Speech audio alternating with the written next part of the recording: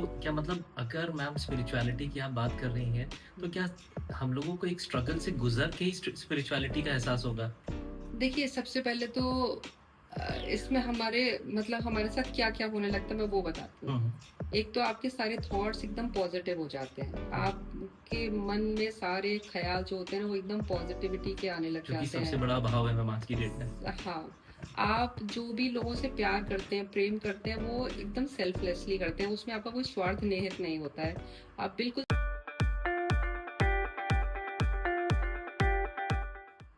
Ma'am अपने childhood के बारे में आप मुझे थोड़ा बताइए कि क्या आपका चाइल्डहुड भी नॉर्मल जैसे हम लोगों का बचपन रहा वैसा था या इसमें कुछ स्पिरिचुअलिटी के एसेंस वहीं से आपको दिखने लगे थे? मैं एक ऐसे परिवार से हूँ जो पंजाबी ब्राह्मण हैं हम लोग। तो ब्राह्मण होने की वजह से पूजा पाठ शुरू से हमारे घर में एक आधार रहा।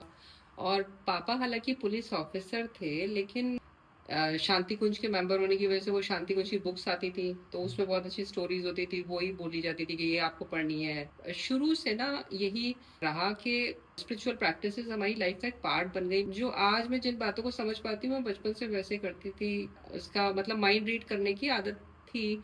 लेकिन मुझे लगता था कि सब लोगों के साथ ऐसा होता है कि सब लोगों को पता चल जाता है कि सामने वाले के दिमाग में क्या है, मतलब। तो लेकिन अब बाद में समझ में आता है कि ये तो सब इंट्यूशंस होते थे हमको, और हम इंट्यूटिव थे। ईश्वर ने शुरू से ब्लेसिंग्स ऐसी दे रखी थी। तो अपने बचपन से अगर हम थोड़ा आगे चलें एडल्टहुड की तरफ मैम, कौन-सा ऐसा दौर था हम्म। जब आपका जो इंक्लिनेशन था वो एक्चुअल आपने फ़ील किया कि वो स्पिरिचुअलिज़्म की तरफ गया? एक्चुअली रीजन क्या था कि जैसे हमारे घर में पापा हमारे हनुमान भक्त थे। मैं एक्चुअली हमेशा बहुत ज्यादा कंफ्यूज रहती थी। तो मुझे ये नहीं समझ आता कि हमें मानना किसको है, किस स्वरूप को मानना है। मेरे लिए एक परम पिता परमेश्वर, एक ऐसी शक्ति है, एक सुप्रीम सोल जो है, जिनको मैं एक मानती थी कि बस सब उन्हीं का रूप है। और लेकिन समझ में नहीं आता था कि सब अलग अलग फॉर्म्स में क्यों उनको मानते हैं। हुँ, हुँ। जैसे पूजा के 3 रूप होते हैं, मनसा, वाचा, कर्मणा। तो हमारे यहाँ वाचा और कर्मणा पे, मतलब वचन से और कर्म से जो पूजा होती थी, जिसमें कर्म कांड और मंत्रोच्चारण वगैरह का ज्यादा रोल रहता है। बट मुझे मन से पूजा जो की जाती है उसका ज्यादा मतलब इंटरेस्ट था कि जो भी ये मेरी स्पिरिचुअल प्रैक्टिस है ये मेरी और भगवान के बीच में होनी चाहिए। मुझे मतलब मुझे किसी को शेयर करने में कोई इंटरेस्ट नहीं था कि जो ईश्वर से मेरी बातचीत हो रही है वो मेरी है। लेकिन 1994 में एक इंसिडेंट ऐसा हुआ कि मेरे लॉ फर्स्ट ईयर के एग्जाम्स थे, और पापा का पोस्टिंग तो दूसरी जगह था, तो हम एक अंकल के यहाँ मैं स्टे कर रही थी और मेरे एग्जाम्स थे, क्योंकि मुझे उनके यहाँ ही रहना पड़ा। हुआ क्या कि उनका जो बेड, डबल बेड था जिसमें मैं सो रही थी, वो बेड बिल्कुल दीवार के साथ लगा हुआ था और मैं उस पर सो रही थी।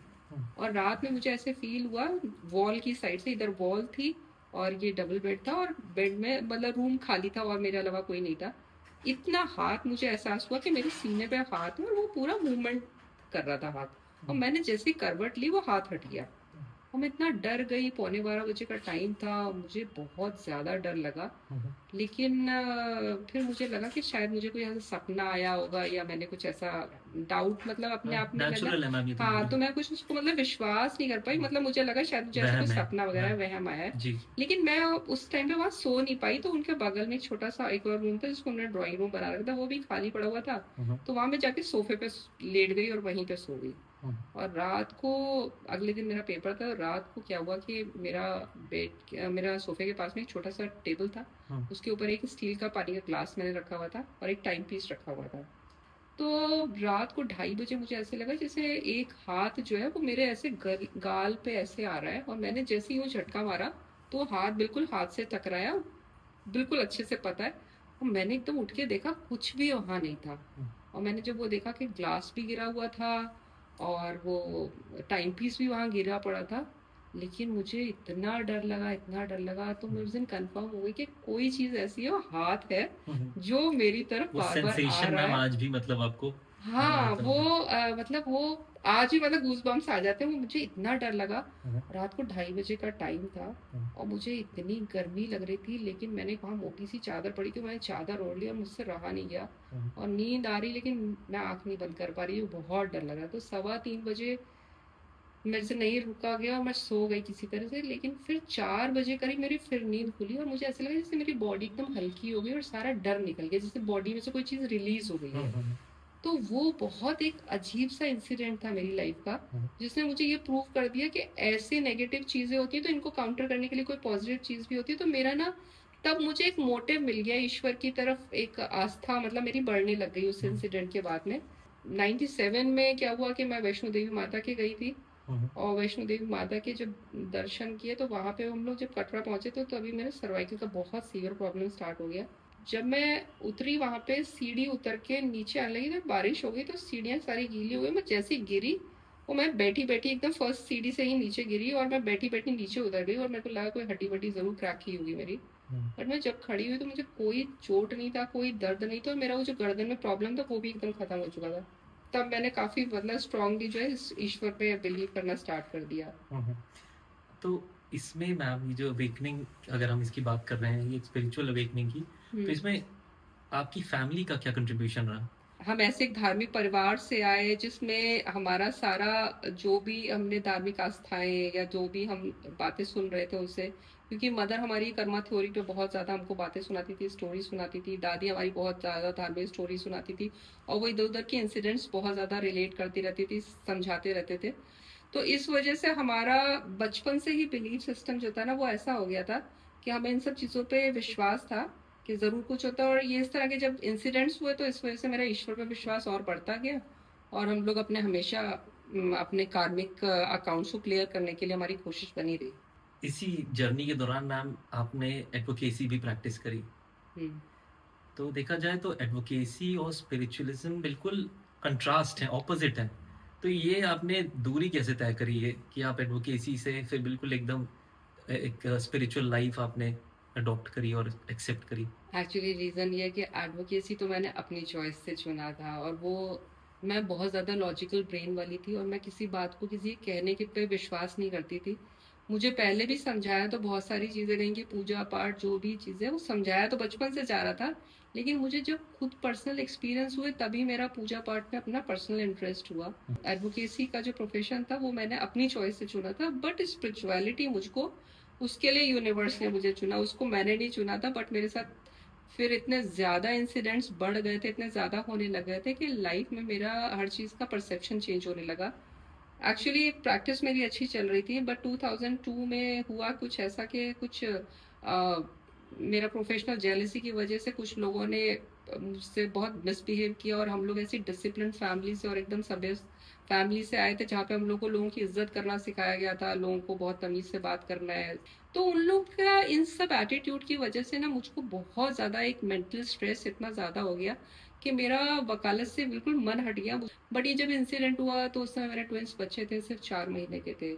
मेरे पेरेंट इन लॉज़ दोनों बेड रिडन थे। तो हुँ, मेरे घर में ऐसे मतलब मैं ऐसी ज़िम्मेदारियों में फँसी हुई थी, ऐसी ट्रैप्ड थी कि मैं कोई और डिसीज़न नहीं ले सकती थी। तो मैंने 2011 में दोनों बच्चों को हॉस्टल कर दिया और मैंने फिर डिसाइड किया कि मैं एचजेएस के लिए अटेम्प्ट करूँगी। तो फर्स्ट अटेम्प्ट में I got selected and in 2013 I got posting as a additional district judge at Lakhimpur Kheri. जो स्ट्रेस की वजह से मुझे फिजिकल एलिमेंट्स हो रहे थे और इतनी फिजिकल प्रॉब्लम्स आ रही थी तो उस वजह से मुझे ऑल्टरनेटिव थेरेपीज ये हीलिंग्स थी स्पिरिचुअल हीलिंग्स इनकी हेल्प लेनी पड़ी। तो मैंने जब ये ऑल्टरनेटिव थेरेपीज को ऑप्ट किया तो मुझे इससे बहुत ज़्यादा फिजिकली और मेंटली बहुत ज़्यादा ना फ़ायदा बहुत ज़्यादा हुए, मेरी हीलिंग्स बहुत जल्दी फास्ट हो गई। तो इस वजह से बिल्कुल उसने मेरा सारा परसेप्शन चेंज कर दिया, माइंडसेट चेंज कर दिया, सब एकदम मेरी लाइफ ही बिल्कुल ट्रांसफॉर्म हो गई। तो लेकिन काफ़ी लंबी जर्नी रही मैम। मतलब आपने स्ट्रगल्स भी देखे बहुत ज़्यादा। और उन स्ट्रगल्स के बाद वैसे आम तौर पे लोग मैंने देखा है कि टूट जाते हैं। लेकिन क्योंकि मुझे लगता है कि आपका एक पर्पस था, एक रास्ता था जो आपको आपको ढूँढ रहा था और इसीलिए आपने स्पिरिचुअलिटी की तरफ राइट, एग्ज़ैक्टली। तो मैम ये स्पिरिचुअलिटी जैसे एकदम लेमन में आम आदमी को अगर हम बात करें तो कैसे समझा सकते हैं कि स्पिरिचुअलिटी का मतलब क्या होता है? देखिए स्पिरिचुअलिटी का मतलब आप उसको अगर हिंदी में समझे तो अध्यात्म है। हुँ, अध्यात्म मतलब अपना अध्ययन करना। तो अपना अध्ययन आप कैसे करेंगे? सेल्फ रियलाइज़ेशन करना है। मतलब हमको अपने आप को झाँकना है कि हमको हम क्या हैं, हम कौन हैं, हम क्यों आए हैं, हमारा सोल पर्पस क्या है। और हमारी उसके लिए सबसे ज़्यादा ज़रूरी है मी टाइम देना। अपने लिए आपको अपने समय को ज़रूर देना पड़ेगा, हुँ, क्योंकि आपको अपने आप को रियलाइज़ करना है कि आप एक्चुअली हैं क्या? आप इस ज़िंदगी में चाहते क्या हैं? आपको लाइफ़ में आपका सोल पर्पस क्या है? आप करने क्या आए हो? तो स्पिरिचुअलिटी सिंपल सी बात ये है कि सेल्फ रियलाइज़ेशन का एक प्रोसेस है। जब आपका सेल्फ रियलाइज़ेशन हो जाता है, आपके लिए फिर ये बाहर की दुनिया, आउटर वर्ल्ड जो है वो कहीं एग्ज़िस्ट नहीं करता है। क्योंकि सब कुछ आपके एक्चुअली अंदर ही है, ये पूरा यूनिवर्स जो है आपके अंदर ही है। तो आपके लिए फिर बाहरी दुनिया सिर्फ़ एक आपको कुछ सिखाने के लिए, आपको लेसन्स देने के लिए आपके सामने है।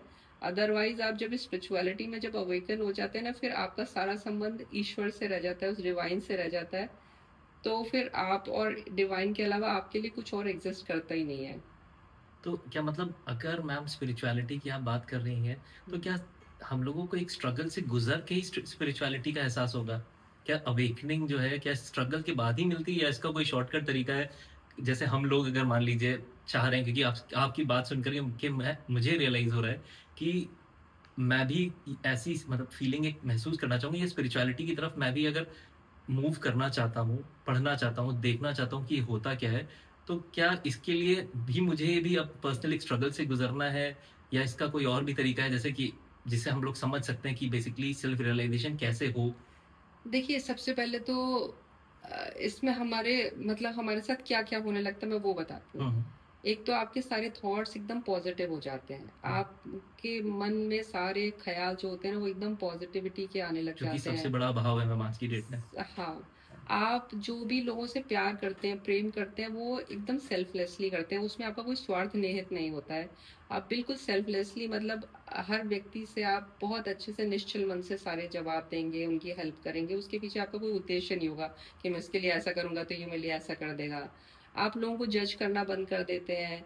आप जो ईश्वर की बनाई जितनी भी क्रिएशन है मतलब जीव, जंतु, पशु, पक्षी, ये पूरा नेचर एनवायरनमेंट सबको प्रोटेक्ट करने के लिए आप जो भी कर सकते हैं वो करेंगे। अपनी ज़बान को बहुत कंट्रोल करने लग जाएँगे। आपको लगेगा कि मैं कोई ऐसा मुँह से शब्द ना निकालूँ जिससे कोई भी ज़रा-सा भी हर्ट हो जाए। मेरे डीड्स ऐसे बिल्कुल नहीं होने चाहिए जिससे ज़रा-सा भी कोई हर्ट हो जाए, किसी का ज़रा-सा भी नुकसान हो जाए। तो आप जब इस तरह की आपकी सोच होने लग जाएगी, आपका थॉट प्रोसेस इस तरह का पॉज़िटिव होने लग जाएगा, आपको सब में सिर्फ़ खूबसूरती ही नज़र आएगी, किसी में आपको लगेगा ही नहीं कि किसी में कुछ गलत बात है या नहीं, किसी से कोई शिकवे-शिकायत नहीं रह जाएँगे, कोई ग्रजेस नहीं रह जाएँगे। तो आप जब इस तरह की आपकी नेचर आप मतलब ऐसा इवॉल्व करने लगते हैं ना, तो आपके अंदर स्पिरिचुअलिटी आप समझिए कि आपकी अवेकनिंग स्टार्ट हो चुकी है।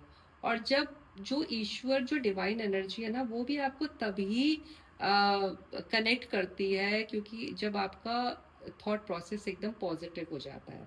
और जब आपका थॉट प्रोसेस पॉजिटिव हो जाएगी तो आपकी ऑरा क्लीन होने लग जाएगी। जब आपकी ऑरा क्लीन होने लग जाएगी फिर आपके चक्रास बैलेंस होने लग जाएंगे। अभी जब तक हम ये स्वार्थ में और जब तक हम मटेरियलिस्टिक चीज़ों में जब तक इन्वॉल्व हैं तब तक तो हमारे लोअर चक्रास सारे एक्टिव रहते हैं। लेकिन जो हमारे हायर चक्रास है जब आपकी अवेकनिंग स्टार्ट हुई तो आपके हायर चक्रास एक्टिवेट होने लग जाएंगे। फिर आपका जब हायर चक्रास एक्टिवेट होने लग जाएंगे तो आपको डिवाइन एनर्जी, कॉस्मिक एनर्जी या आपको कैसे मतलब आपकी फिर इवॉल्व कर रही है आपकी ऑरा को ना, फिर आप उसके बाद आपका एकदम अलग ही पर्सनैलिटी होगी। बिल्कुल अलग एकदम। आप मतलब इतना ज़्यादा यूनिवर्स से आप ट्यून हो जाएँगे, इतना ज़्यादा कि आप मतलब वाक सिद्धि हो जाएगी, आप जो बोलोगे वो सच होने लगेगा, जो सोचोगे वो मिलने लग जाएगा। मतलब आपको खुद लगेगा कि एकदम मैजिकल हो जाएगी लाइफ़ एकदम। अच्छा मैम ये सेल्फ रियलाइज़ेशन के लिए हुँ, हुँ। मेडिटेशन कितना इम्पोर्टेंट है? मेडिटेशन देखिए ऐसा है कि जैसे आज हमने घर में अपने झाड़ू लगाया, हुँ, हुँ, तो कुछ कूड़ा निकला। हुँ, हुँ, तो उसी तरह से हम जब मेडिटेशन भी करते हैं तो हम अपनी अंदर की जितनी नेगेटिविटी है उसको रिलीज़ करते हैं। हुँ, ठीक है ना? हुँ, फिर नेक्स्ट डे हम फिर झाड़ू लगाएँगे तो फिर कुछ ना कुछ कूड़ा तो ज़रूर निकलेगा ना। बिल्कुल। उतना कल जितना नहीं निकलेगा लेकिन थोड़ा निकलेगा। हुँ, तो आपको मेडिटेशन आप डे बाय डे करते रहेंगे, करते रहेंगे, करते रहेंगे तो आपकी एक दिन 100% सारी नेगेटिविटी रिलीज़ हो जाएगी, सारे फ़ियर्स रिलीज़ हो जाएँगे, सारे डाउट्स रिलीज़ हो जाएँगे। क्योंकि यही सब चीज़ें जो आपकी वरीज़ हैं, आपके फ़ियर्स हैं, यही आपके एक्चुअली ब्लॉकेजेज़ हैं। यही आपके बैरियर्स हैं, जो आपको यूनिवर्स से कनेक्ट करने में आपको एक बैरियर का काम करती हैं। तो मेडिटेशन से अपने आप को ग्रो करने के लिए मेडिटेशन डेली ज़रूरी है। थोड़ा मैम हिप्नोसिस के बारे में बताइए क्या है? हिप्नोसिस एक नींद की अवस्था है। हमारे शास्त्रों में इसको योग तंद्रा कहा जाता है, जिसे आज की डेट में आप योग निद्रा के नाम से भी जानते हैं। तो एक हायर कॉन्शियसनेस की स्टेट है, और मतलब ये वो अवस्था है, तंद्रा जिसे कहा जाता है, जो मतलब between being as sleep and awake, मतलब ना आप जागे हुए हैं और ना आप सोए हुए हैं, ये वो अवस्था होती है। तो उस अवस्था में जब आप आते हैं तो हिप्नोसिस मतलब आधार इसका हिप्नोसिस ही है। तो उसकी वजह से आपका ध्यान बहुत अच्छा लगता है, और आप जो है एक मतलब जो साधना आप जो करते हैं वही आपको बिल्कुल उस लेवल तक ले जाती है, जो आप समाधि लेवल की जो साधना होती है ना, वो उसमें ले जाने में बहुत हेल्पफुल है। तो हिप्नोसिस जो है इसके लिए बहुत फ़ायदेमंद है, और हिप्नोसिस से हम जो अपने सबकॉन्शियस माइंड को ट्रेन करते हैं ना, वो एक बहुत ज़्यादा हेल्पफुल है। उससे मतलब आप समझिए कि जितनी भी हमारी आज की डेट में आप 90% प्रॉब्लम्स को देखेंगे तो वो साइकोसोमैटिक हैं, क्योंकि वो आपके इमोशनल इम्बैलेंस की वजह से प्रॉब्लम्स होती हैं, और उन इमोशनल इम्बैलेंस को आप हिप्नोसिस के थ्रू बैलेंस कर सकते हैं, और अपनी सारी प्रॉब्लम्स, मतलब आप जो भी प्रॉब्लम का नाम लेंगे, आप चाहे कहेंगे कि कैंसर की बात करिए, थायराइड की बात करिए, सर्वाइकल की बात करिए, डायबिटीज़ की बात करिए, किसी के कुछ इनफर्टिलिटी की प्रॉब्लम है, किसी के नीज में प्रॉब्लम है, किसी स्पाइन में प्रॉब्लम है, जो भी आप प्रॉब्लम की बात करोगे वो सारी की सारी आप हिप्नोसिस के बेसिस पे रिजॉल्व कर सकते हैं। आपका लोगों को एडिक्शंस हैं, एडिक्शंस बहुत अच्छे रिमूवल होते हैं। लोगों के अंदर कॉन्फिडेंस की कमी होती है, वो कॉन्फिडेंस आप बहुत अच्छे से बूस्ट अप कर सकते हैं। स्पोर्ट्स पर्सन के लिए हिप्नोसिस बहुत ज़्यादा इफ़ेक्टिव है, बहुत अच्छा उनको रिजल्ट्स आते हैं। जो बच्चे कॉम्पिटिशन्स की तैयारी कर रहे हैं उनके लिए हिप्नोसिस बहुत ज़्यादा हेल्पफुल है। रिलेशनशिप के लिए, फाइनेंशियल डिस्कम्फर्ट से आप सब चीज़ अपने सबकॉन्शियस माइंड को ऐसे ट्रेन करते हो कि आपकी हर प्रॉब्लम जो है वो आप इससे सॉर्ट आउट कर सकते हैं। हिप्नोसिस से मैम सबकॉन्शियस माइंड को हम ट्रेन करते हैं, ये आपने मुझे बताया। तो ये सबकॉन्शियस माइंड होता क्या है? और क्या कैपेबिलिटी है सबकॉन्शियस माइंड की? एक्चुअली हमारे माइंड तीन तरीके के होते हैं। एक कॉन्शियस माइंड जिसे चेतन मन कहते हैं, सबकॉन्शियस माइंड जिसे अवचेतन मन कहते हैं, और अनकॉन्शियस माइंड जिसे अचेतन मन कहते हैं। तो जो हमारा लॉजिकल ब्रेन है जिसे चेतन मन कहते हैं, ये सिर्फ 10% है, और बाकी 90% जो आपका सबकॉन्शियस माइंड ही है। जो सबकॉन्शियस माइंड है उसमें सारी जो आपकी पास्ट लाइफ की जो हमारी मेमोरीज होती है वो भी हमारी सबकॉन्शियस माइंड में होती है। और सबकॉन्शियस माइंड एक निर्मल मन है। एक बच्चे का जो मन होता है ना, ये वो माइंड है। लेकिन जो हमारा लॉजिकल ब्रेन होता है, लॉजिकल माइंड होता है, वो जो एनालिटिकल होता है ना, वो सारा लॉजिक वही लगाता है कि ये सही है या गलत है, ये मेरे पास क्यों आया, इसका क्या काम है, ये है वो है। जितनी भी लॉजिक्स लगाने होते हैं वो सारा आपका चेतन मन लगाता है। लेकिन जो सबकॉन्शियस माइंड में चीजें जाती हैं वो चेतन मन से ही होकर जाती है, क्योंकि चेतन मन, लॉजिकल माइंड कोई चीज देखता है, कोई चीज परसीव करता है, उसके बाद वो चीज़ जो है आपके एक क्रिटिकल माइंड में जाती है, और क्रिटिकल माइंड से होकर तब वो अवचेतन मन, सबकॉन्शियस माइंड तक जाती है। तो जो एक छोटा बच्चा जब पैदा होता है उसका 7 साल की एज तक सबकॉन्शियस माइंड ही एक्टिव रहता है, और वो उस टाइम पे जो भी चीज़ें देखता है, सुनता है, समझता है, वो आप समझिए उसकी पूरी पर्सनैलिटी का आधार बनती है।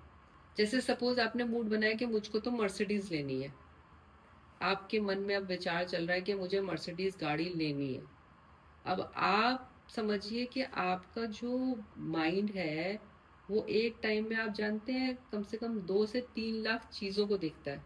अब आप कहोगे 2-3 लाख चीज़ें मैं कैसे देख लूँगा एक बार में?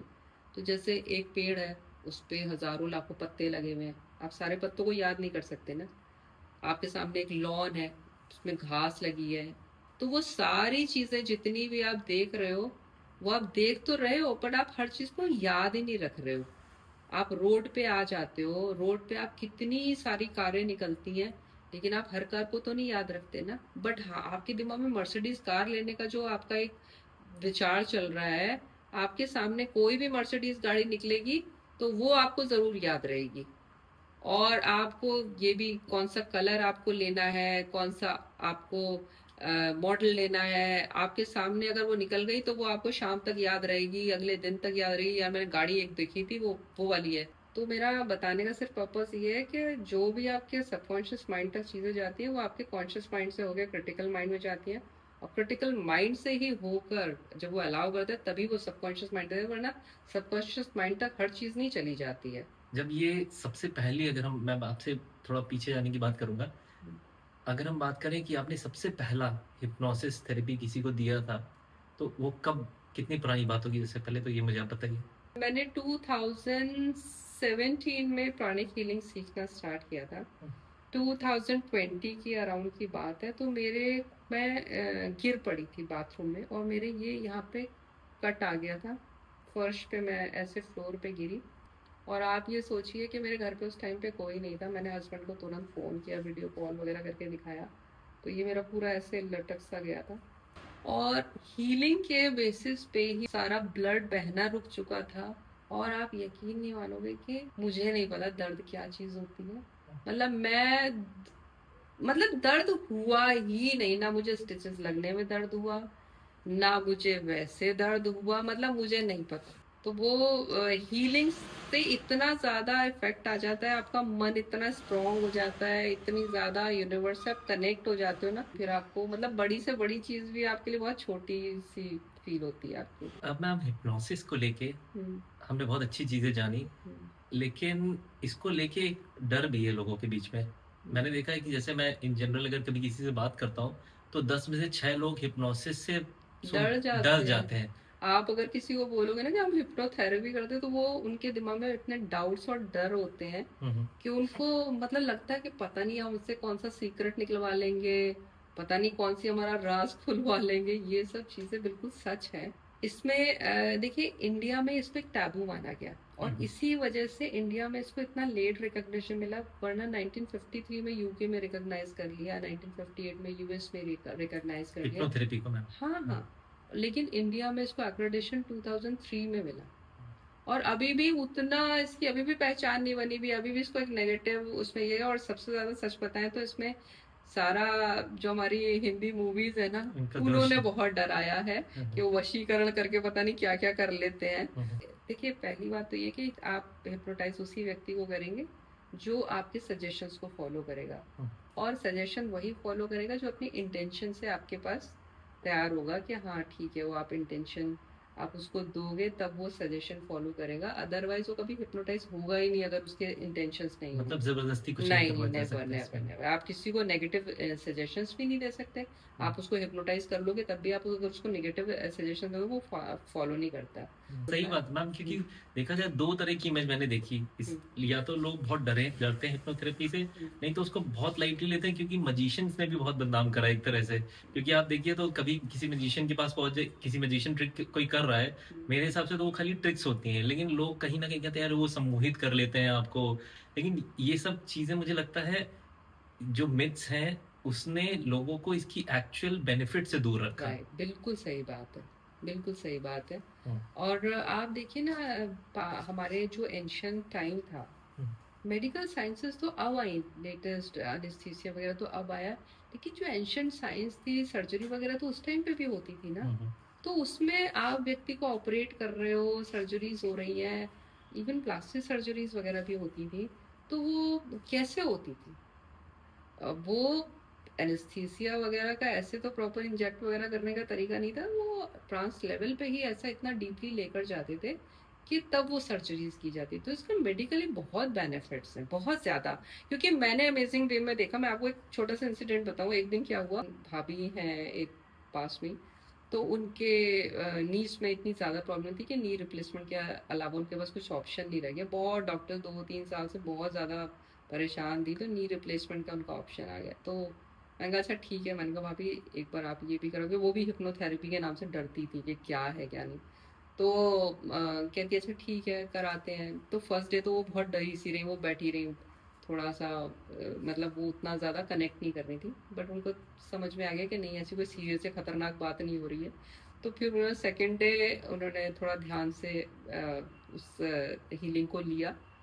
और जो वो मेरे यहाँ रोज वो स्टिक पकड़ के और एकदम हिलती हिलती सी आती थी, हम्म, थर्ड डे आप सोचिए उनकी स्टिक छूट गई, और वो आज तक बिना स्टिक के घूम रही हैं, कोई उन्होंने नी रिप्लेसमेंट नहीं करवाया। और मतलब देख के ना अच्छा लगता है। तो मुझे कहीं ना कहीं अपनी सोल पर्पस पूरा होता हुआ इसमें फील होता है। अच्छा मैम, इसके मतलब कुछ सेशंस की काउंट है क्या? कुछ ऐसा होता है कि एक सेशन में किसी को बेनिफिट मिलेगा, 6 सेशन 10 सेशन, कुछ ऐसा कुछ एक एवरेज काउंट है? डिपेंड करता है हाँ। प्रॉब्लम पे, मतलब ये पर्सन की डिपेंड करता है कि मतलब आपने एक बार ऐसे स्ट्रेच ले लिए, उसके बाद आप कैसे ले रहे हो, आप 15 दिन बाद ले रहे हो, महीने भर बाद ले रहे हो, और आपको धीरे धीरे आप इतना प्रैक्टिस में आ जाते हो कि फिर आप अपने आप को, अपना माइंड सेट आपका इस तरह का हो जाता है कि आपको सेल्फ हीलिंग करने लग जाते हो। हाँ। तो उसमें आपको बार बार थेरेपिस्ट के पास आने की ज़रूरत नहीं है कि आप थेरेपिस्ट के पास जा रहे हो। तो वो आपके सेशंस उसके जो है उसको वो आप सेल्फ हीलिंग करते रहोगे, तो फिर आपको कोई प्रॉब्लम ही नहीं होगी। एक चीज और मैम बोलूंगा, मैं स्ट्रेस एक ऐसी चीज है जो हर कोई को परेशान कर रखा है जिसने आज की डेट में। तो नॉर्मली भी आप मेरे ख्याल से हिप्नोथेरेपी ले सकते हैं खाली उस स्ट्रेस को दूर करने के लिए। जरूरी नहीं कि आप बीमारी का इंतजार करें किसी के। हर बीमारी का एक रूट कॉज एक स्ट्रेस आजकल कहा जा रहा है। क्या आप रिकमेंड करती हैं कि मतलब नॉर्मली किसी बीमारी का ना इंतजार करते हुए आपके पास आके एक हिप्नोथेरेपी का सेशन लेके आप बेहतर फील कर सकते हो? बिल्कुल बिल्कुल, ये बहुत अच्छा है, बस लोगों को भूलना नहीं चाहिए, क्योंकि उनको जैसे एक मसाज करा के एक रिलैक्सेशन हो जाता है कि एक बॉडी एकदम रिलैक्स्ड हो गई है, डिटॉक्स हो गई है ये वो। तो ये एक तरीके डिटॉक्स आपको करने का तरीका है, बॉडी को रिलैक्स करने का तरीका है, माइंड को रिलैक्स करने का तरीका है। आपके जितने ट्रॉमास हैं, जितने लाइफ में ब्लॉकेजेस हैं, मतलब आपकी सक्सेस में जो ब्लॉकेजेस आ रहे हैं, आपके कॉन्फिडेंस बूस्ट अप करना है, आपका जितने फियर्स हैं, जितने आपके डीएनए में इनक्रिप्टेड पैटर्न्स हैं, आपके पेरेंट्स के अनफुलफिल्ड डिजायर्स हैं, वो भी आपकी ब्लॉकेजेस क्रिएट करती हैं। आप सोचिए ये सारी चीजें आपकी रिलीज हो जाती हैं, तो ये आपका एक रिलैक्सेशन का तो बहुत अच्छा मोड है। और आप सबसे अच्छी बात क्या है इसमें, आप अपने विजुअलाइजेशंस कर सकते हो, अपनी फ्यूचर पेसिंग कर सकते हो, अपने हिसाब से अपने डेस्टिनी को डिजाइन कर सकते हो। थोड़ा सा ब्रीफ आइडिया दीजिएगा कि आकाशीय रिकॉर्डिंग क्या होती है? एक्चुअली आकाशिक रिकॉर्ड्स रीड करना जो है, मतलब आप अपने फ्यूचर को लेकर अगर अनसर्टेन है, आप सपोज अपनी रिलेशनशिप को लेके अनसर्टेन है, अपने प्रोफेशन को लेके अनसर्टेन है, अपनी डेस्टिनी को लेके अनसर्टेन है, जो भी है ना, ये आप अपनी फ्यूचर को क्लियर कर सकते हो, मतलब फ्यूचर रिलेटेड आपके जो भी डाउट्स हैं वो इससे क्लियर हो जाएंगे। तो ये तो मैम, अगर मुझे लगता है कि छोटे बच्चों की भी हो सकती है क्या आकाशिक रिकॉर्डिंग? हाँ, सबकी हो सकती है। क्योंकि सबसे बड़ा चैलेंज यही रहता है कि जब एक फेज होता है, जब बच्चे 10th 11th 12th वाली एज में होते हैं, तो उनको थोड़ी प्रॉब्लम होती है कि आगे उनको करना क्या है, किस तरफ जाना है, कि भाई एकेडमिक्स में जाएंगे, स्पोर्ट्स में जाएंगे, आर्ट वाली फील्ड में जाएंगे। तो उस तरह के जो क्वेश्चन है, डाउट्स है, उनके लिए मुझे लगता है आकाशिक रीडिंग बहुत बिल्कुल बेहतर है। बहुत अच्छा है। हम्म। और वो हम लोग सिखाते हैं, और लोग अपना सोल पर्पस को खास तौर से, कि हम आए इस दुनिया में क्या करने, हमारा सोल पर्पस एक्चुअली क्या है, उसको क्लियर करने में लोगों को बहुत हेल्प मिलती है। हमारे व्यूअर्स के लिए मैम कुछ स्पेशल मैसेज है आप? हाँ, मैं ये कहना चाहूंगी, एक्चुअली जब हमारी लाइफ में बहुत चैलेंजेस आते हैं ना, तो हम बहुत घबरा जाते हैं, और हमारे मन में यही क्वेश्चन आता है बार बार कि मेरे साथ ऐसा क्यों हुआ। लाइफ में कभी भी, एक तो मान के चलिए, कभी भी 100% रास्ते नहीं बंद होते हैं, आपके सामने कोई ना कोई रास्ता खुला ज़रूर होता है। तो अपने आसपास चीज़ों को ऑब्जर्व करना स्टार्ट करिए कि आपकी ज़िंदगी में क्या चीज़ है जो आपका इंतज़ार कर रही है, और जो यूनिवर्स है ना, उसने कुछ डिफरेंट डेस्टिनी भी कई बार आपके लिए डिज़ाइन कर रखी होती है। तो बस मेरा यही है कि लाइफ में कभी भी आपके 100% रास्ते बंद नहीं है। अगर ज़िंदगी में कुछ ऐसा हो रहा है, तो उसका मतलब समझिए कि आपकी लाइफ में ऐसा क्यों हो रहा है, ऑब्जर्व ज़रूर करिए।